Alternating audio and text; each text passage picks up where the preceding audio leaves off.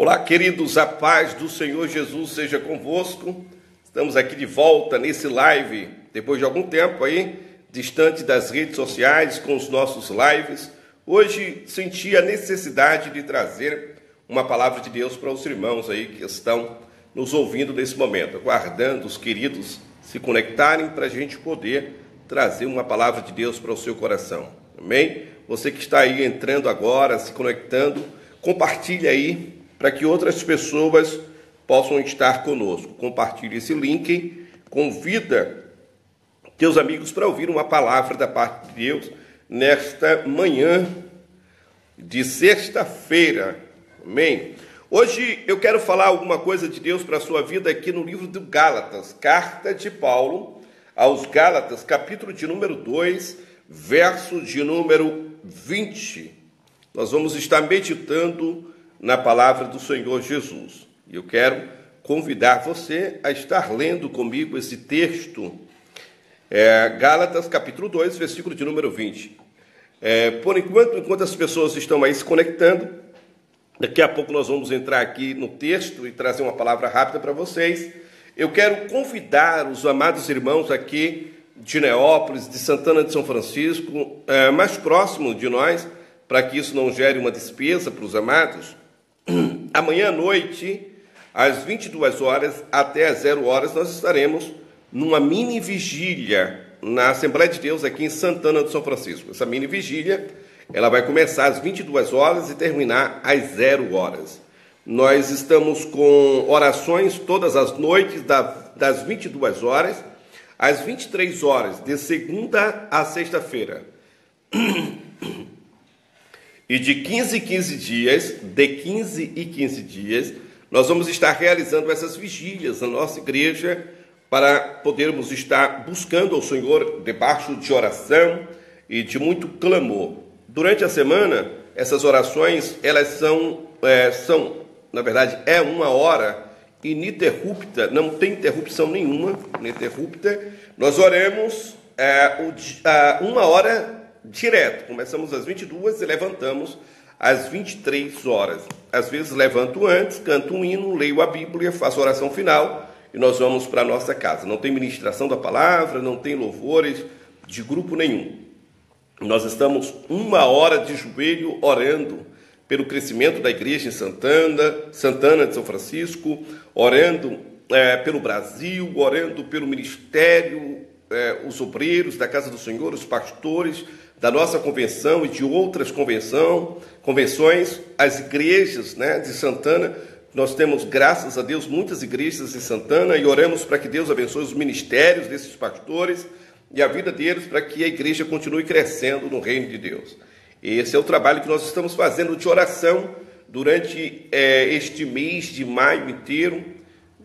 Nós vamos estar buscando ao Senhor. E eu quero convidar você a estar orando conosco. Sábado, amanhã à noite, nós vamos estar ali na igreja das 22 às 0 horas, falando com Deus, numa mini vigília. Se você já abriu a Bíblia aí, vamos ler a palavra de Deus, Gálatas, capítulo de número 2, versículo de número 20. Eu quero deixar esse texto da palavra de Deus para você. Diz assim a palavra de Deus: fui crucificado juntamente com Cristo, e desse modo, já não sou eu quem vive, mas Cristo vive em mim. E essa nova vida que agora vivo no corpo, vivo exclusivamente pela fé no Filho de Deus, que me amou e se crucificou por mim. E se sacrificou por mim. Meus amados e queridos irmãos, o apóstolo Paulo ele está falando sobre a nova vida em Cristo. Na verdade, Paulo está falando sobre a experiência de viver debaixo da graça, livre do jugo da lei. E se você ler o capítulo 2 da carta de Paulo aos Gálatas, começando do versículo 11, há um certo atrito entre Paulo e Pedro. Eles chegam a se esgalfinhar. E Paulo, ele diz que, face a face, repreendeu a Pedro sobre uma pregação que Pedro estava fazendo e sobre um comportamento que Paulo considera esse comportamento de Pedro um comportamento hipócrita. E ele diz que até Barnabé tinha sido influenciado por Pedro a se afastar dos gentios, porque eles consideravam que diante de todos os ensinamentos judaicos, não era lícito que um judeu comesse junto com os gentios. E por conta disso, ele se afasta de forma, digamos assim, surdeiramente, ele vai saindo aos poucos, vai saindo, daqui a pouco ele corta totalmente o contato com os gentios, e Paulo, percebendo essa atitude de Pedro, de Barnabé e dos outros irmãos, Paulo confronta. Então perceba que o capítulo 2, né, os versículos do 11 até o 20, 21, Paulo está confrontando Pedro sobre a questão da circuncisão e da incircuncisão. Ele fala sobre a vida na lei e a vida agora em Cristo. E ele diz que essa vida em Cristo, ele diz, não mais vivo eu, mas Cristo vive em mim. Cristo vive na minha vida. Eu acho que existem muitas linhas de interpretações sobre esse Cristo vive em mim, sobre eu viver em Cristo, sobre este assunto, vive em Cristo, Cristo vive em mim, o que Jesus falou lá no capítulo 15 do livro de João. Se vós estiverdes em mim e as minhas palavras estiverdes em vós. Então perceba que Paulo está apenas fazendo um comentário extensivo sobre aquilo que Jesus já nos ensinava, que nós precisamos estar nele e ele precisa estar em nós, para que tudo em nossa vida corra bem, e tudo quanto pedires ao meu Pai, tudo quanto a gente pedir a Deus, a gente venha receber, porque nós estamos em Jesus e Jesus está em nós. É por isso que Paulo diz que nós não vivemos mais debaixo do jugo da lei, embora que a lei não morreu, enquanto houver pecado haverá lei, mas a graça que Cristo nos trouxe, ela veio nos libertar do pecado através do sacrifício salvífico de Cristo. Então nós vamos viver uma nova vida com Cristo, uma vida de novidade, uma vida de uma oportunidade de poder recomeçar do zero, com a certeza que nós fomos inocentados, perdoados, e hoje temos direitos de falar com Deus, porque segundo Hebreus, a Bíblia diz que nós temos o privilégio, o direito, a liberdade de entrarmos num santuário pelas portas e falar com o Senhor. E isso tudo foi adquirido pela nova aliança, pelo novo pacto, que representa um ato de graça de Deus para com a nossa vida. Mas lendo o texto, eu vejo que Paulo diz que a vida que agora vivo-a no Senhor Jesus, não é? Não sou mais eu que vivo, mas Cristo vive em mim. Eu quero falar sobre o cristão e o mundo social, o cristão e a sociedade, o cristão e a vida social. Existem alguns irmãos que, por falta de entendimento, talvez, ou por falta de esclarecimento bíblico, e por aderirem a um comportamento radical, uma ideia radical sobre a vida de comunhão com Deus e a vida de comunhão com Cristo e todo comprometimento com a palavra, eles se excluem da sociedade, como Pedro fez. Pedro, ele foi se excluindo dos gentios ao ponto de se afastar totalmente deles, alegando que a lei e o judaísmo proibia que ele praticasse aquilo. Ele não poderia ter uma vida social com os gentios, ele tinha que ser separado.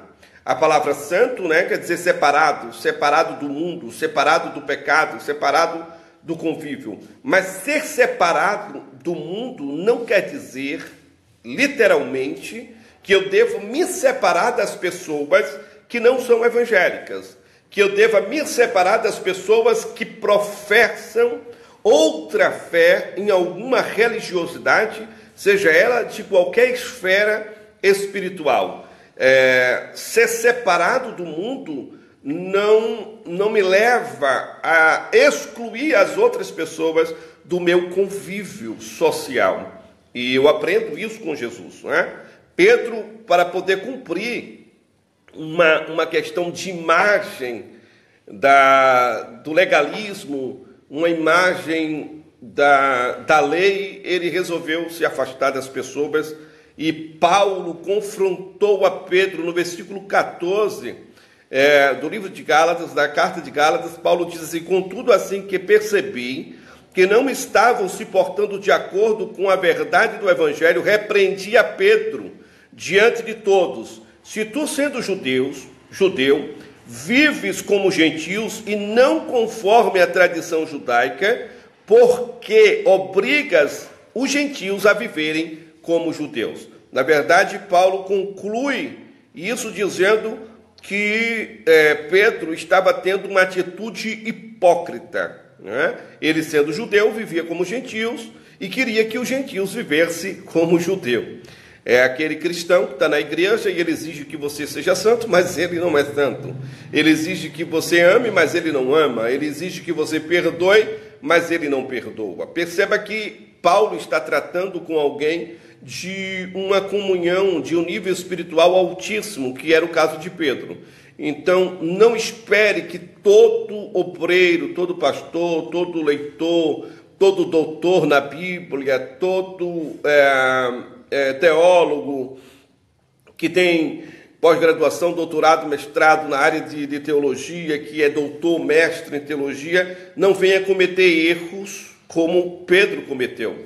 Pedro andou com Jesus, viu Jesus comer com gentios, viu Jesus curar gentios, viu Jesus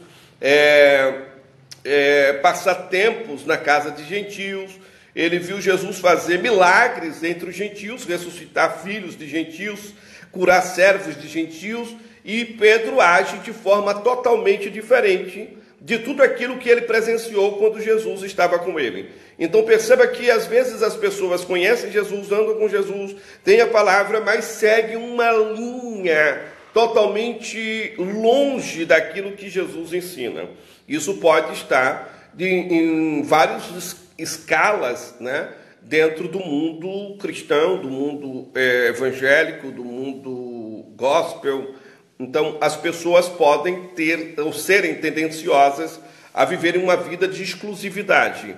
E eles geralmente usam esse comportamento baseado no que Paulo está dizendo. Eu agora sou nova criatura, eu vivo em Cristo.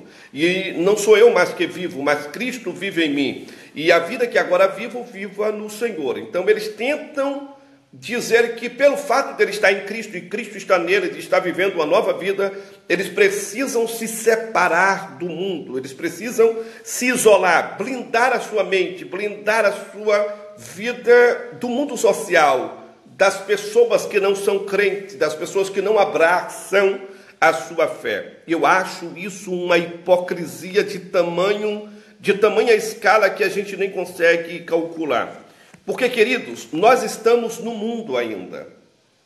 Você não pode ser excluído do mundo, você não pode deixar de conversar com as pessoas. Já pensou na sua empresa, por exemplo? Você tem um chefe que é espírita, kardecista, você tem um diretor da sua empresa que é budista, você tem alguém que é hinduísta, que é islamista, e aí você não vai ter contato com essa pessoa porque você considera que ele não é um servo de Deus genuíno, e aí você não pode ter contato com ele, você vai cortar o contato com essa pessoa, porque você é um cristão genuíno, você é um servo de Deus fiel, é um evangélico fiel, é um crente fiel, e você não pode se misturar, e você vai radicalmente cortar o contato com essa pessoa. Eu lamento lhe informar, mas você vai ficar desempregado, porque você vai ser demitido dessa empresa, porque você tem problema de relacionamento. Uma coisa é uma coisa, e outra coisa é outra coisa. Por exemplo, eu quero fazer diferença. Às vezes, nas empresas, existem alguns eventos que acontecem, que são eventos sociais da igreja, da empresa. E esses eventos sociais da empresa envolvem bebida, envolvem jogos, brincadeiras, não é? Lazer, piscina e tantas coisas que as empresas elas promovem para poder criar uma interação, não é? Da equipe, do grupo. Eu participei de muitas dessas quando eu trabalhava.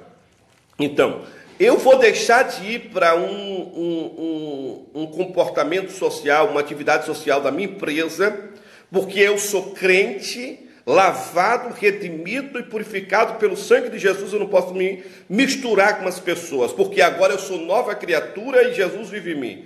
Claro que não. Isso seria um tanto hipócrita.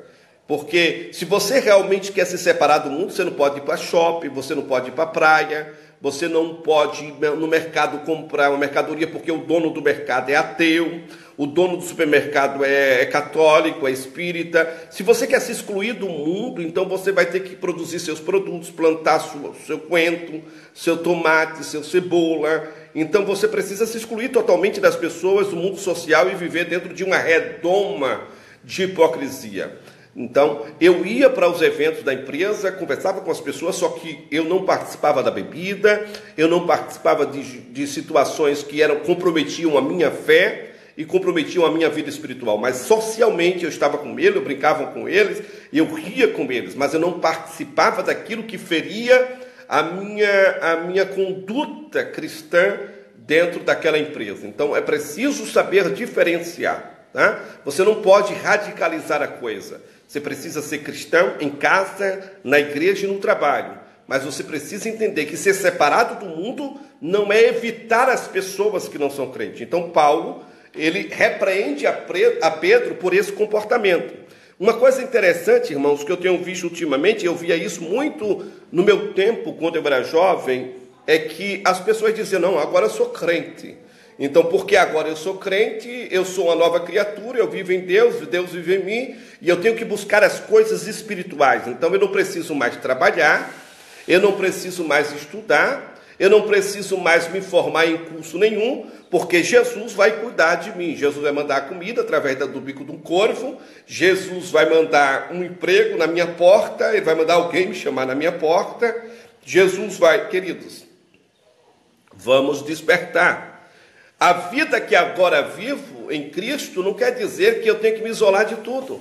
Eu não vou mais estudar, eu não vou mais comprar um terreno para fazer uma casa, né? Então você não vai mais casar, você não vai mais amar ninguém, então, se é para abnegar, se é para fugir de tudo que o mundo oferece, você deve morrer, né? Porque o morrer em Cristo, ou morrer para Cristo, é deixar de viver uma vida de pecado, não deixar de viver no mundo. É interessante que nós tenhamos essa ideia. Ser santo, separado do mundo, não quer dizer que eu tenha que me excluir de tudo que o mundo oferece. Eu tenho que me excluir do pecado.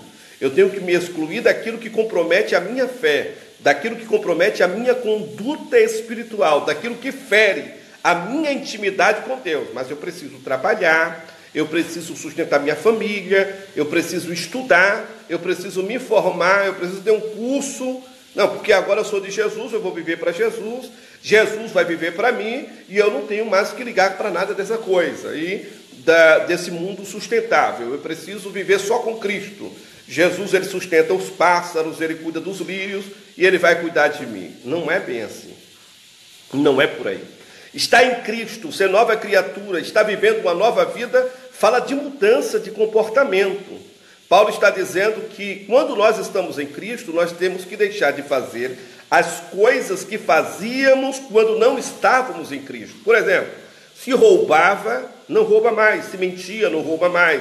Se enganava, não rouba mais. Então os irmãos têm que entender que tem uma mudança de comportamento com relação à conduta moral, ética, com os comportamentos que feriam a moralidade, que manchavam a sua vida moral. E você agora precisa praticar uma nova vida de mudança, com frutos do Espírito, com frutos de uma conversão genuína na palavra de Deus, e não se excluir do mundo social, como algumas pessoas elas imaginam. Deixa eu contar para você uma história. Eu trabalhava no comércio lá em Recife, junto com um colega meu, Márcio André, e nós trabalhávamos numa empresa. E era uma empresa de calçados, nós vendíamos calçados. E nós colocamos um colega nosso para trabalhar conosco. E ele, novo convertido, muito animado, não é? E nós sabíamos da pressão psicológica que os cristãos daquela época, isso nos anos 80, sofriam, não é? Sofriam quando trabalhavam em repartições como essas. Em lojas como essas. E a gente era ridicularizado, éramos perseguidos na empresa, nós sofríamos escárnio, humilhação. Olha o crente, chegou o irmão, olha para o irmão. Então qualquer coisa que nós fazíamos que fugia um pouco à regra, eles já estavam nos apontando, crente não pode fazer isso, crente não fala assim.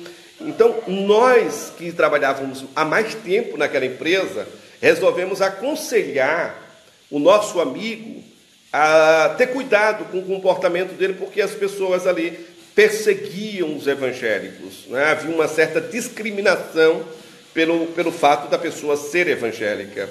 E aí orientamos ele, tudo bem, ele entrou na empresa, primeiro dia do emprego, segundo dia, e aí ele foi conhecer o estoque, saber os calçados, numeração, referência, né, onde ficavam no primeiro andar os estoques dos calçados, e ele estava lá conhecendo a repartição dos calçados, os departamentos, e nesse momento nós estávamos embaixo atendendo os clientes. Um amigo nosso de trabalho, ele nos procurou e aí disse, olha, eu vou lá em cima e vou implicar, vou dar nos nervos do teu peixe, né? Porque quando a gente indicava alguém para entrar na empresa, era considerado como se fosse nosso peixe. Eu vou lá em cima e vou brincar com essa pessoa, esse tal. E aí ele subiu, esse colega de trabalho subiu para brincar com esse irmão, que era novo crente, que nós tínhamos colocado na empresa. Quando ele chegou lá em cima, ele falou com o crente, e ele disse assim, você é crente? Ele perguntou para o peixe que nós tínhamos colocado na empresa. E o rapaz olhou para ele bem sério, fechou a cara assim e disse, eu sou crente, lavado, redimido, purificado pelo sangue de Jesus Cristo de Nazaré. E ele deu aquela palavra, sabe, forte, e achando que ele estava fazendo uma diferença como cristão. E naquele momento o rapaz desce, assombrado com tudo aquilo, e diz para a gente, cara, aquele rapaz que vocês colocaram aqui na empresa, aquele cara é louco, ele é doido, o que foi que aconteceu? E aí ele falou para a gente, nós ficamos um pouco, assim, surpresos com a atitude dele, e na hora do almoço, a gente conversando, encontramos com ele. Aí ele chegou para a gente assim e disse, rapaz, vocês precisam saber como Deus me usou com uma autoridade tremenda. Eu estava lá em cima e contou a história, aí pegou e disse para a gente, eu disse para ele que era crente, lavado, redimido pelo sangue do Cordeiro de Deus. E disse com uma autoridade tão grande que ele nem suportou ficar perto de mim e fugiu. Então, os irmãos percebam que esta atitude nada mais é do que um radicalismo, não é? Na verdade, ele poderia ter respondido para o rapaz, sou, graças a Deus, sou evangélico, graças a Deus sirvo ao Senhor, e é um prazer conhecer você, meu nome é fulano, e o seu é Beltrano, e tudo bem e tal. E manter um relacionamento amigável no local de trabalho. Mas não, ele achou que, agindo dessa forma, ele ia demonstrar que agora é uma nova criatura, de que ele não tem comunhão com nenhum Belial, não tem comunhão com ninguém que não é crente. Então, nós precisamos entender que viver em Cristo é saber viver com qualidade e manter relacionamento com as pessoas sem julgar as pessoas, sem condenar as pessoas. Nós somos amigos de todos. Eu sempre tenho amizade com todos os níveis das pessoas, sejam religiosos, sociais, econômicos. Eu tenho amigos de vários níveis. Então, eu costumo respeitar a vida dele. Se é católico, eu respeito a sua fé. Se é espírita, eu respeito. Se é da Umbanda, eu respeito. Agora, eu não sou obrigado a aceitar a vida que você vive, nem você é obrigado a aceitar a que eu vivo. Então, nós temos que entender que estar em Cristo Jesus é ter uma mudança de comportamento na nossa conduta moral, no pecado que nós cometemos, na vida errada que nós temos, e mudar para melhor. E não se excluir das pessoas, fazendo acepção das pessoas, porque fulano é de tal religião, Beltrano não é crente, tal. A gente, claro que nós não vamos andar com quem é errado, porque um abismo chama o outro, né? Tem até um ditado popular que diz, quem com porco se junta, farelo come. Nós precisamos andar com pessoas do bem, mas deixar de conviver com essas pessoas, deixar de falar com as pessoas, não é um comportamento ético e nem é um comportamento cristão. Viver em Cristo não é se isolar do mundo. Viver em Cristo é ter comunhão com Ele e ter uma vida feliz ao lado de Jesus. Que essa palavra possa servir para o seu coração, para a sua vida, e que você possa repassar para outras pessoas. Seja um cristão autêntico, genuíno, mesmo estando envolvido neste mundo caótico, nesse mundo de desordem, nesse mundo de imoralidade, mesmo estando convivendo com tudo isso, mas não estando sujo, não se manchando e não se comprometendo e dando um testemunho de crente. Então, não esqueça, ser cristão também é exercer o seu social. Forme, trabalhe, ganhe seu dinheiro, construa a sua casa, construa a sua família, tenha filhos, seja feliz e continue servindo a Jesus, porque você agora é uma nova criatura e está em Cristo. Você não está fora do mundo ainda. Mas em breve, o seu Jesus, o meu Jesus, o nosso Jesus, descerá para buscar a sua igreja. E a igreja que viveu em santidade, separada das coisas do mundo que comprometem a sua fé e a sua comunhão com Deus, vão subir. Amém? Que essa palavra sirva para você. Paz seja convosco. Até a próxima.